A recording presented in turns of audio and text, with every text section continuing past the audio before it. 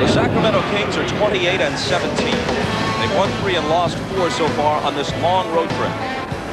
Ty Corbin will start at 1 forward spot in place of Corliss Williamson, who's back in Sacramento with an ailing back. Anderson and Williams in the backcourt. They'll get their shots up, but they both shoot a low percentage. Rick Adelman took the Portland Trailblazers to the finals twice in the early. Weber and Ratliff to jump it up, and Nick Anderson grabs it for Sacramento. Here's Divac.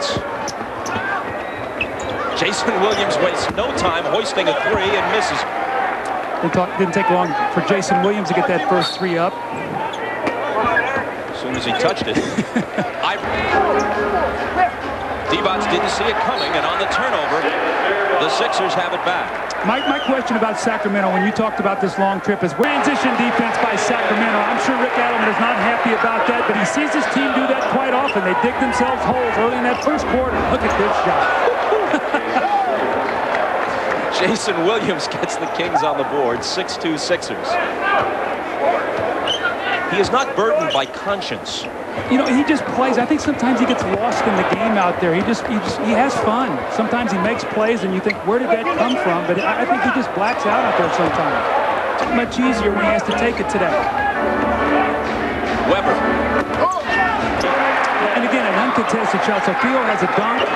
Actually, a dunk and a layup and a little jump shot. And here's a quick 3 by Jason Williams in the 6th. Finally missed one. Rebounded Divac. They're on the run with Nick Anderson. Spinning and hitting. Much better. But then they lose it.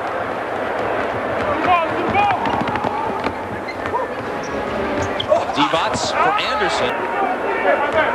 The only time these teams met a year ago, Jason Williams was held to 10 points. Allen Iverson had 36. This is their first meeting this year. Divac has it.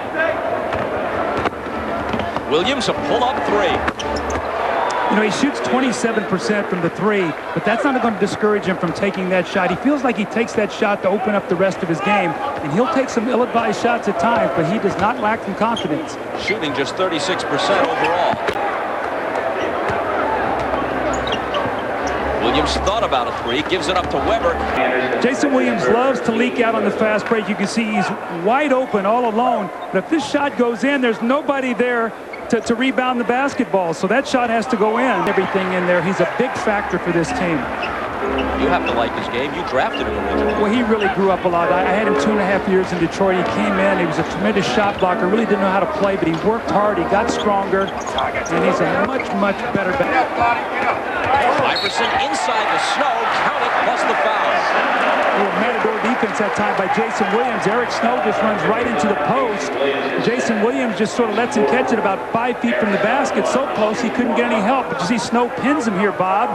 And then the defense is so far away they can't get close enough, and he lays the ball in the basket. In the past week on this road trip, Williams has been lit up by a couple of opposing point guards. Bobby Jackson of Minnesota and Mark Jackson of Indiana the night before last. They each had triple doubles against him. Here's Weber, head of the key on Sacramento. Nick Anderson turns the ball over. Eric Snow picks it up, and Allen Iverson again all alone down. And their point guard has got to get back defensively. He's got to protect against that. And that time Jason Williams did not get back. And once again, an easy score for Allen Iverson. Timeout with 4:28 to play in the first. You're watching the NBA on NBC. Moments ago, after Jason Williams hits a 3, let's listen in for Larry Brown's reaction on the Philadelphia bench. They make them, it's going to be a long night. That's spoken like a true coach. You're winning 24-13, having a great first quarter. You're getting a lot of layups. We see Jason Williams on the bench getting a little rest. Derek Barton will come in now and run the attack. Not an unsportsmanlike tee. There's Jason Williams back in, finding Weber for the jumper. You have great concentration. You see Jason Williams is funneling into 2 shot blockers. That's one of those just up and over and you take. Geiger and Hill go to the bench. They get a breather. Weber slices through 2 defenders and lays it in. He got a lot of minutes and endeared themselves to these Philadelphia fans. That's what the cheer was for. He played very well when he had a chance early in the season. Sixers by a dozen.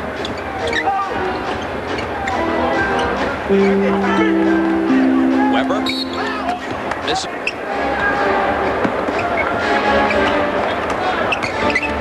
Here's Jason Williams, held to 5 points so far. Into the lane, snaps it out to Stojakovic, and Peja puts it down for 3. Anytime you get inside the lane, you always pull defensive players to you. They're going to attract that basketball. He just kicks it out, and that's where Stojakovic is at his best, shooting that open jump shot. Williams pull-up 3, way off. To that ill-advised shot by Jason Williams. They're down 7, they're making a little run. He shoots a bad 3, they turn it over, and you get a layup on the other end. That's where he makes it. Now it's going to lead to another one here. So this is a bad sequence for Sacramento. And Iverson takes it in over Williams. That's the growth of your point guard, knowing that you have a mismatch in Weber inside. Put that 3 in your pocket, throw it inside. If you get the double team, kick it back out. That's the growth process that he's going through right now. Iverson's already got 20. The bad 3, and it's going to lead to a fast break at the other end. Even though Weber gets the offensive rebound, he forces a pass. And anytime this has occurred today, the Sixers have attacked on the other end. The layup by George Lance follows up Iverson a steal, and he scores. Now with Larry Hughes. It doesn't mean they're not both very good players, but sometimes they just don't both fit. And I think that with our conversation with Larry Brown, if the Larry Hughes thing won't fit, they will only trade him if they can get something very good for him, because they feel like he's a terrific asset. A moment ago, you saw the comparison between Iverson and Jason Williams. They played one time against each other, and of course they're not always going head-to-head. They're not always guarding each other, but they were on the floor at the same time for only one game last year, and Iverson got the better of it, 36 points to 10. And it's shaping up the same way here in this, their first meeting of this season. They'll play once more in Sacramento in early April. But again, Bob, you see when you talk about the numbers, and we talked to Larry Brown about that, and he said even at the end of that game, he found himself marveling at some of the plays Jason Williams made. He said he's very happy they won the game, but he was excited to watch him play. Geiger misses the hook. The rebound to Funderburk a moment ago. Weber made 1 of 2 at the line. It's a 10-point game.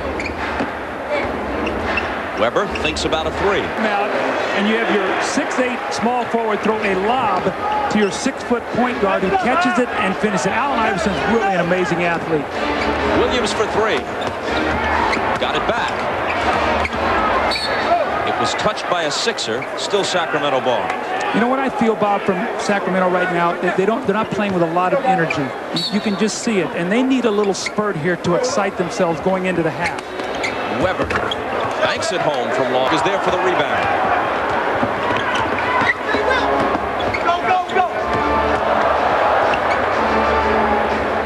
Stojakovic pumps up a 3 and hits it. The 3 spins out. Stojakovic, they've got a 2-on-0 break. It's Barry ahead who lays it in off the pass from Williams. Isn't it amazing when they score just how their energy level goes, Bob? Look at their body count on that bench. And Jason Williams, nothing flipper behind the back. And Weber against Geiger. Williams for 3. Jason Williams, I don't know what to say. He faked the behind-the-back pass, froze the defense, and just rose up and hit the 3. that was pretty. Now you watch Jason Williams. He's got it in his eye. It's one of those where he comes back and looks to pay you back. He'll pull up and shoot a big 3 here. 2 minutes left in the first. Williams went for the steal, deflects it out of bounds. And the Sixers keep it. Iverson